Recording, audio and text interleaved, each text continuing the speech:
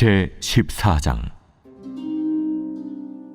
여인에게서 태어난 사람은 생애가 짧고 걱정이 가득하며 그는 꽃과 같이 자라나서 시들며 그림자같이 지나가며 머물지 아니하거늘 이와 같은 자를 주께서 눈여겨보시나이까.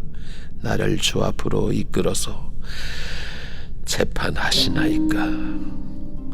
누가 깨끗한 것을 더러운 것 가운데서 낼 수 있으리까. 하나도 없나이다. 그의 날을 정하셨고 그의 달수도 주께 있으므로 그의 규례를 정하여 넘어가지 못하게 하셨사온즉 그에게서 눈을 돌이켜 그가 품꿈같이 그의 날을 마칠 때까지 그를 홀로 있게 하옵소서. 나무는 희망이 있나니 찍힐지라도 다시 움이 나서 연한 가지가 끊이지 아니하며 그 뿌리가 땅에서 늙고 줄기가 흙에서 죽을지라도 물 기운에 움이 돋고 가지가 뻗어서 새로 심은 것과 같거니와 장정이라도 죽으면 소멸되나니 인생이 숨을 거두면 그가 어디 있느냐.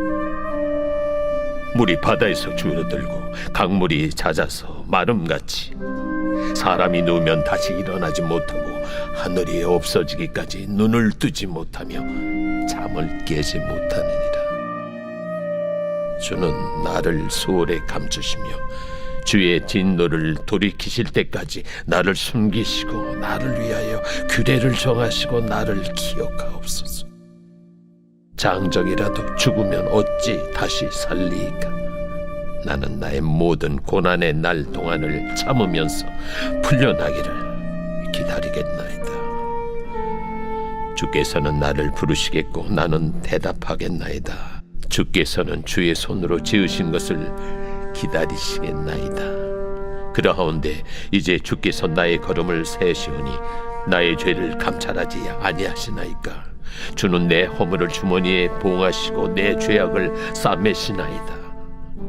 무너지는 산은 반드시 흩어지고 바위는 그 자리에서 옮겨가고 물은 돌을 닳게 하고 넘치는 물은 땅의 티끌을 씻어버리나이다. 이와 같이 주께서는 사람의 희망을 끊으시나이다. 주께서 사람을 영원히 이기셔서 떠나게 하시며 그의 얼굴빛을 변하게 하시고 쫓아보내시오니 그의 아들들이 존귀하게 되어도 그가 알지 못하며 그들이 비천하게 되어도 그가 깨닫지 못하나이다. 다만 그의 살이 아프고 그의 영혼이 애곡할 뿐이니이다.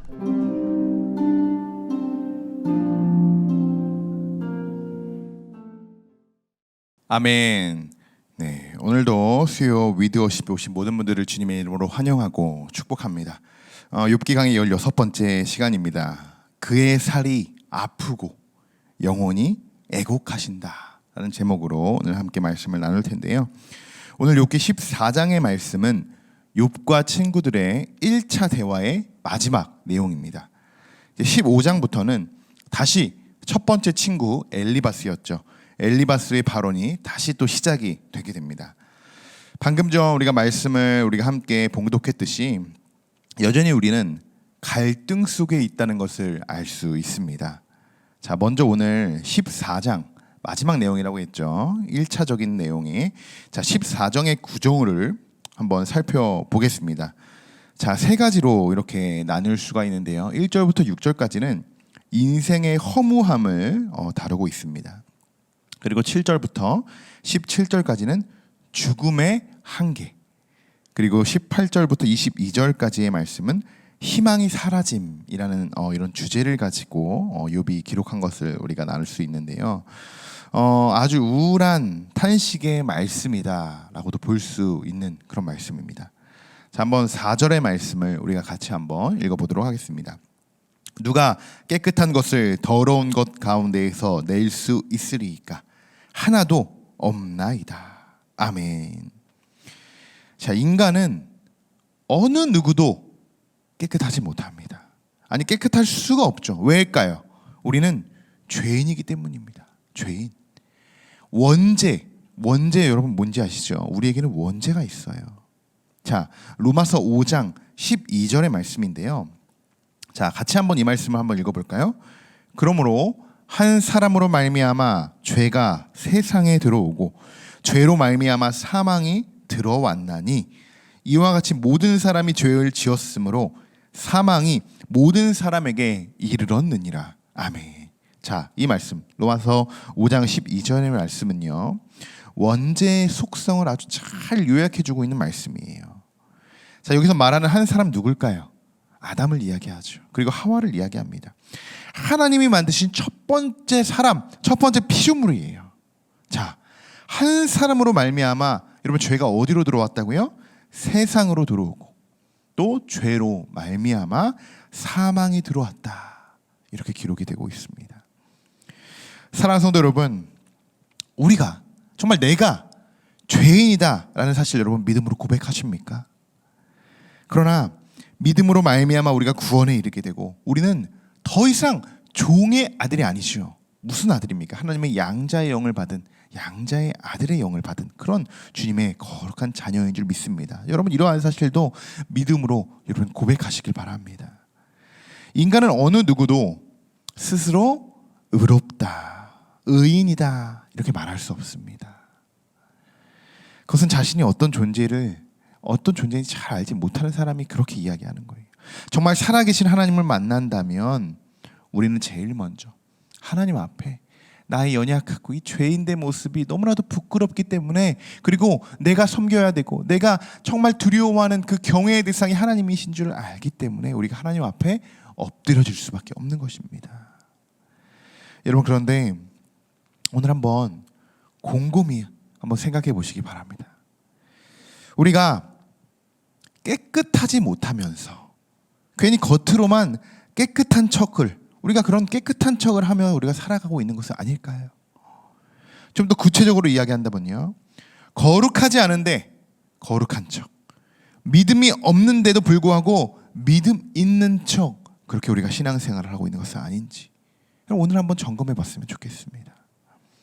자, 여러분 3절의 말씀을 보시면요, 이와 같은 자를 주께서 눈여겨 보시나이까 이렇게 기록이 되어 있죠. 하나님이 지금 여러분들을 눈여겨보고 계신답니다. 눈여겨보고 계세요. 여러분 그 사실을 여러분 알고 있으시죠? 눈동자 같이 하나님 우리의 모든 것을 다 지켜보고 계신다는 거예요. 지켜보고 계신다는 거. 사랑하는 성도 여러분, 오늘 욥기의 말씀을 통하여 우리의 모든 육신과 영적인 모든 부분들이 깨끗이 정화되기를 소망합니다. 그럼 어떻게 하면 우리 영적인 부분을 정화시킬 수 있을까요? 이 부분이 중요하겠죠. 자, 아주 간단합니다. 먼저 죄인임을 고백하는 거예요. 죄인임을. 그리고 내가 혹여나 하나님 앞에서 또 사람들 앞에서 내 깨끗함을 드러내려고 하진 않았는지, 깨끗하지 않았음에도 불구하고 깨끗하려고 깨끗함만을 드러내진 않았는지 이렇게 한번 점검해 보시기 바랍니다. 자, 두 번째로 죽음의 한계를 다루고 있는 말씀을 우리가 살펴보고자 하는데요. 자, 이번엔 14절의 말씀을 함께 읽어보겠습니다. 장정이라도 죽으면 어찌 다시 살리이까? 나는 나의 모든 고난의 날 동안을 참으면서 풀려나기를 기다리겠나이다. 아멘. 지금 욥도 정말 힘들긴 힘든 것 같습니다. 죽음이라는 단어, 이러한 단어들을 우리가 종종 찾아볼 수 있어요. 욥은 죽음의 때도 하나님의 때가 있다는 것을 좀 고백하고 있습니다. 이 말씀들은 정말 욥이 지금 당장 목숨을 끊고자 막 절망 속에서 던지는 그런 비판적인 말들이 아니에요. 정말 죽을 만큼 힘들지만 나의 죽음도 나의 생명도 이끄시는 하나님을 끝까지 잡고자 하는, 끝까지 붙잡고자 하는 그 욥의 심정, 그 심정 우리가 오늘 느낄 수 있어야 한다는 거예요. 14절 하반절에 이렇게 고백하고 있습니다. 나의 모든 고난의 날 동안을 참으면서 풀려나기를 기다리겠나이다. 기다린다는 거예요. 여러분 정말 욥의 간절한 마음이 느껴지십니까? 여러분 이런 욥의 자세를 우리가 배워야 한다는 거죠. 우리가 매번 고난을 받기만 하면 사실 그때 잠깐이죠. 또 얼마 가지도 못해요. 견디지도 못하다가 포기하고 지쳐 쓰러지고 그렇게 하나님 원망하고 뒤돌아서고 이렇지 않습니까? 여러분 고난 속에서 하나님의 뜻을 발견하라고 보기보다는, 그렇게 하기보다는 우리가 그냥 고난을 회피해 버리려고 우리가 하지 않습니까? 여러분 만약 지금 여러분들 가운데 지금 고난 속에 계신 분들이 계신다면 이것을 놓치지 마시기 바랍니다. 하나님이 나에게 왜 고난을 주시는가? 바로 고난의 이유입니다. 고난도 무작정 이유도 없이 고난이 찾아오는 것이 아니에요. 자, 하나님이 왜 지금 나에게 고난을 주시고 그 속에서 나에게 무엇을 깨닫게 하시는지 그 뜻을 구하고 발견하는 것이 우리의 역할인 것입니다. 그리고 오늘 욥과 같이 여러분 기도하십시오. 고난의 날 동안을 참으면서 내가 주님 이 고난이 풀려나기를 끝까지 기도하겠습니다. 고난이 끝나기까지 기도하겠다는 거예요, 여러분. 이렇게 욥이 하나님께 올려드리는 기도처럼 우리의 고백도 이러한 고백처럼 하나님, 주님이 주신 고난 내가 기다리면서 기도하면서 끝까지 참고 이겨내고 버티겠습니다. 여러분, 이렇게 고백하는 성숙한 신앙을 가지는 여러분들이 되시길 소망합니다. 이런 기도가 오늘 우리들의 입과 마음에서 이런 우러나와야 돼요. 우러나와야 된다는 거예요. 여러분, 묵묵히 기도하십시오. 그러면 주님의 음성이 또 주님의 응답이 들려오게 될 것입니다. 자, 15절의 말씀인데요. 주께서는 나를 부르시고 나는 대답하겠나이다. 주께서는 주의 손으로 지으신 것을 기다리시겠나이다. 아멘. 고난 가운데 주님이 나를 부르시는 소리. 현태야, 현태야. 너 누구야, 누구야. 이렇게 부르시는 그 음성. 여러분, 그 음성 한번 들어보셨습니까? 하나님이 나를 부르시는 음성. 여러분, 그 음성을 듣는 순간 나에게 얼마나 큰 감동이 전해지는지 여러분 아시죠? 여러분, 말할 수 없는 감격과 감동이 있어요. 나를 부르시는 그 음성을 듣게 되는 순간이요. 여러분, 주님이 여러분들을 부르시는 그 음성에 여러분들 꼭 들으시고 그 음성에 여러분 대답하실 수 있기를 소망하고 축복합니다. 기도하면서 여러분 가장 힘든 게 뭡니까? 기도하면서 가장 힘든 것. 기도가 뭐 잘 안 되는 거, 어떻게 기도해야 될지 잘 모르는 것, 그럴 수 있어요. 그것도 힘든 부분이지만요. 가장 힘든 것은요, 기도할 때 기도에 응답이 없을 때입니다. 그때가 가장 힘들어요. 가장 힘들어요. 무응답이죠. 지금 욥이 그렇지 않습니까? 뭐 친구들과 티격태격 뭐 대화는 주고 받고 있지만 하나님이 욥에게 한마디의 말씀도 하지 않으세요. 한마디의 말씀도. 욥은 어느 순간 뭐 갑자기 자신도 모르는 모든 것을 잃게 되었죠. 사랑하는 뭐 자식들뿐만 아니라 자기가 누릴 수 있는 모든 것을 누렸다 해도 과언이 아닐 것이에요. 그런데 보십시오. 왜 욥이 대단한지 아십니까? 오늘 15절의 말씀처럼 하나님이 나를 부르시는 그 음성을 기다리겠다라고 고백할 수 있다는 거예요. 여러분, 이것으로 보아 욥의 신앙의 성숙함을 우리가 볼 수 있는 것이고, 또 왜 하나님이 욥을 그렇게 온전한 자다, 이렇게 정직한 자다, 이렇게 칭찬하셨는지 우리가 알 수 있는 부분입니다. 여러분, 제가 여러분들에게 뭐 고난이 찾아올 거예요, 고난을 예비하십시오, 뭐 이렇게 말씀을 드리기보단 여러분, 오늘 우리가 제가 여러분들에게 이러한 권면의 말씀을 드리고 싶어요. 여러분, 모든 고난을 여러분들은 이겨내실 수 있습니다. 하나님께서 여러분을 통해서 이기게 하실 것입니다. 그러니 어떻게 합니까? 참고 인내하고 기다리면서 묵묵히 하나님의 뜻을 기다리십시오. 기다리십시오. 그리고 그 안에서 고난의 이유를 발견하시고 그 속에서 하나님의 응답을 기다리시는 저와 여러분들이 되시기를 주님의 이름으로 간절히 축원합니다. 자, 이번 주 세 번째를 한번 묵상해 보고자 해요. 자, 22절의 말씀인데요. 우리 같이 한번 읽어보겠습니다. 다만 그의 살이 아프고 그 영혼이 애곡할 뿐이니이다. 아멘. 자, 욥이 친구들에게 전하는 마지막 메시지예요. 마지막 메시지. 인간의 마지막 모습을 묘사하고 있죠. 자, 그것도 믿지 않는, 하나님을 믿지 않는 자들의 마지막 모습을 묘사하고 있어요. 살이 아프고 그 영혼이 어떻게 한답니까? 애곡할 뿐이다. 저는 실제로 이 말씀과 같이 하나님을 믿지 않은 사람들의 영혼이 이렇게 느껴질 때가 너무나도 많아요. 너무나도 많아요. 구원받지 못하는 그런 영혼들을 바라볼 때 저도 욥과 같이 이러한 부분들이 느껴진다는 거예요. 특별히 지금 저희가 우리 함께하는 교회에 지금 특별 전도 기간으로 보내고 있지 않습니까? 특별 전도 기간. 매주 만나는 영혼들을 보면서 또 부채 하나를 받아가는, 그 부채를 받고 또 그냥 스쳐 지나가는 사람들, 그런 사람들을 만나면서 영혼이 애곡한다. 영혼이 애곡한다는 것이 어떠한 것인지 좀 느껴지게 됐어요. 그게 무슨 말인지 이해가 되더라고요. 우리가 영적인 사람이니까 느낄 수 있는 거겠죠. 영적이니까. 영적인 부분이잖아요. 영적인 부분. 뭐 저뿐만이 아닐 거예요. 우리 기도하는, 우리 예수 그리스도를 믿고 주를 따르는 우리 모든 성도분들도 다 느낄 겁니다. 저와 동일하게 느끼실 거예요. 아무리 사람들이 잘 차려입고 뭐 바쁘게 이리저리 뭐 돌아다닌다고 해도 잘 차려입고 뭐 빛이 나지 않아요. 겉으로만 너무 깨끗해 보이는 거예요. 겉으로만 너무 휘장하고 너무 치장하고 그런 모습들. 그런데 그 안에서 뭐가 보인다고요? 영혼의 애통함이 보인다는 거예요. 영혼의 애통함.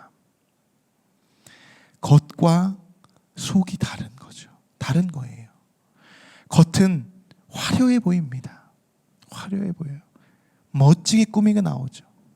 근데 그들의 마음의 영혼들을 보면 너무나도 마음이 좋지 않아요. 정말 애통하죠. 애통해요.